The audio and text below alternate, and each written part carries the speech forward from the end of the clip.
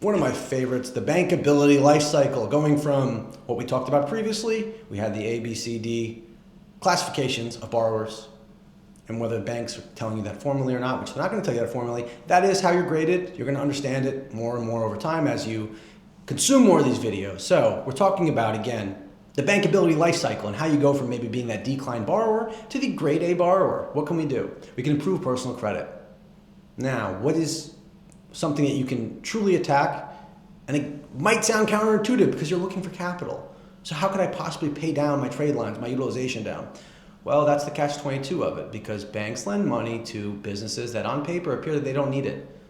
So if you are maxed out, you clearly need it, which is the opposite of what banks lend to. So it's getting that utilization down over time. And this is a process. It's not an overnight fix. There's no silver bullet immediately.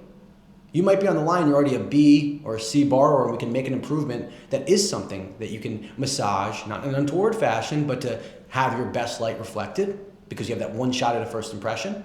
And so what's the life cycle and that development, the maturation, maybe from your decline, your merchant cash advances, to, okay, let's refinance those merchant cash advances. Let's get you into a true term loan, a fixed rate term loan.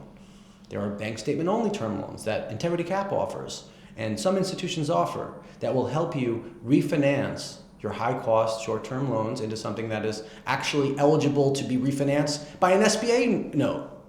In today's climate, because of middle of last year, the SBA made a change to standard operating procedure that made receivable-based loans or financial instruments, which are merchant cash advances, ineligible. So you can't even go for an SBA loan for refinance, even if you are 680 credit and showing debt service coverage for these instruments anymore. You need that stepping stone. And that's a merchant cash advance refinance. Or again, just the replacement of taking a bad loan first is getting one of these bank statement monthly payment term loans that are written at risk as a true term loan or line of credit, not a merchant cash advance and term loan and line of credit clothing. Very important. And to know the difference, and we'll go through this in greater detail, and it's so important that you're reading the contracts before you sign it, because you can set yourself back and they don't care. The person selling you that instrument, they're only concerned with making profit. They are an opportunist. They're not a financial business consultant. They don't understand eligibility. They understand they want you to take bad money so they make money. Bad. We want you to stay away from this at all costs. You might think it might help you. I have $50,000 very quick. It'll fund tomorrow. Unfortunately, I've seen a lot of great businesses go upside down because they took bad credit. They took these predatory merchant cash advances. So how do we evolve beyond that? You don't take them as number one, first and foremost. You avoid them at all costs. Or if you've already taken them, you work on a path with a great bank or lender or a specific program that helps businesses like you refinance them into a true term loan payment. Reminds me of last week. I helped a client out of California that makes children's books and does a few million a year. They're paying $98,000 a month towards their merchant cash advances. $98,000 a month. And they're doing a few million a month, but a year rather, annually. So that's a huge drain, irrespective of how much you're making. That is a huge drain. So what were we able to do in less than a week and a half, remarkably, is save them $91,000 a month. New facility to refinance and put money in their pocket. $8,000 a month instead of $99,000, roughly it was, $98,000. With some degree of approximation and estimate, it's right there that we're saving $91,000 a month moving forward. Transformative. You might be in this position hoping that you can get the help you need to also save a large, significant amount. That's what we do. That's what we're helping you through these videos. They started there. They were a D level borrower where they had these merchant cash advances that were draining them for an otherwise very successful business, and we refinanced them and saved them $91,000 a month. Now they're going to continue to progress, season, and graduate next to an SBA term loan. And then we're going to get them, or sooner, access to an interest-only line of credit. Why? Because if they had the line of credit in the first place, they would not have needed a short-term capital fix, a predatory opportunist loan. They would not have needed that. You would not have needed that if we had a line of credit in the first place, interest only that you could draw as needed, and only pay interest on capital used for that rainy day. That's the better to have it and not need it than need it and not have it. That's your line of credit. Well, we'll talk about that more. So the life cycle is going from maybe you're underwater, maybe you're not. Maybe you're just never lent before. You have no experience. Those are effectively, you're in that same category of beginning stages. We need to either refinance MCAs, bad loans, and get you to mature to become bankable, Or if you're just starting, you're going to employ these best practices right away and avoid those pitfalls. That is my goal and hope for you, is you don't have to learn the hard way. Now again, this is a business owner that is in literal tears to be saved and save $91,000 a month. They write children's books that these children are loving. This is why I love my job. This is why I love helping people and businesses just like you who need it. So my hope and goal is that you understand and learn this information prior to going down the wrong path and taking something that's short term, that seems like a good fix, that ends up hurting you and putting you behind and spirals to just you trying to make payments on bad loans. So that's it. Now you're cleaner. You have 680 plus credit. You have a true term loan.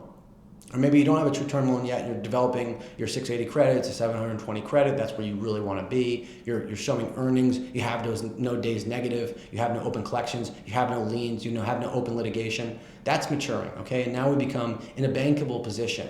And it's very state by state, bank by bank, program by program. And that's why it's important, not that you know all programs, but you work with someone who does understand all programs. And then when you're in this position, you apply this knowledge, you're going to be having the best probability for success, because there's a lot of common denominators. There's a lot of variance between programs, but also a lot of common denominators. And what are they that are common? It is repayment ability, past credit experience, and history, showing you have enough liquidity in the business checking account regularly to cover a multiple of the payment. These are the common denominators you always see. Okay, so you're maturing from, I could only get a merchant cash advance, and now I qualify for bank lending. Now I filed my tax returns appropriately. I have net income because or even with deductions, I've itemized interest and depreciation, and I've shown officer compensation to show my personal obligations can be satisfied by what I've shown the IRS. I have my P&L and balance sheet in order within 60 days of the application. Usually within 60 days is the threshold banks are comfortable with. I'm working with an accountant to organize the P&L and balance sheet, and I have maybe QuickBooks to manage these interim financials, and I can get them to you in a clean application where I have application, 6 months bank statements, P&L balance sheet, a debt schedule, which shows all my existing debts, whether you have them or not, all of them, including business credit cards, in one place. And that's how you start to develop this clean package. Now you're maturing to bankable. So when are you bankable? You're 680 to 750 or even beyond that, of course, you could be that A borrower. You have your documents in order. You have 6 clean bank statements where you've applied all these best practices. You haven't been transferring yourself personally to other accounts, other businesses, and commingling. Very important. You have that tax return. You have your P&L and balance sheet that show positive performance, because P&L and balance sheet are a snapshot in time. You'd be wildly surprised by the difference between sometimes 30 days can make in how the P&L and balance sheet reflect. So important. Or understanding that your accountant does need to itemize and appropriate certain deductions or these add backs that we'll continue to talk about that they otherwise wouldn't until year end. Interest depreciation are 2 key ones. Or again, officer compensation has to be on a separate line for a banker to add it back. So important. So important. If you don't have interest expense and it rolled up in a cost of goods somehow, it's going to harm your margins and you lose some of this eligible add back where you can fit a payment. So truly, your business can afford it, but what you're telling the bank, because how you financially report it, showcases you can't. So your reporting has to be in the right shape. And again, you have to ask the accountant and urge them. I understand you're going to do a reconciliation at year end, Mr. and Mrs. Accountant, but I need you, because I'm applying for bank finance, to do that on this interim set. It's so important. I don't have interest expense. You can look through your P&L yourself, and you should start to familiarize yourself with the P&L. We'll go over P&Ls in later videos, a little bit more in greater detail, but understanding that you need these included, not just on a tax return, but on your interim financial, because you have one shot at a first impression and you need to showcase repayment ability. Maturation of bankability. You went from, I don't have my docs in order, I haven't been following and adhering back best practices, to now I'm bankable. 680 plus credit. We have no collections items, we have no liens, everything's been resolved and settled, there's no derogatories, no open litigation. You're in a strong place to apply. You have your P&L and balance sheet, you've itemized these add backs, the interest depreciation, you have officer compensation, you're showing you're paying yourself enough to cover your personal obligations that are illustrated on your personal credit report. That is the life cycle and how you grow and mature to become bankable. And we can do this together. And that's what businesseligibility.com is all about. That's what this program is all about. That's what the borrower eligibility report through Integratech is all about. I'm taking the summation of all of your borrowing eligibility metrics, and I'm showing them to you. I'm giving you the answers to the test up front so you can improve them before using your first impression in application with an institution. Let's continue.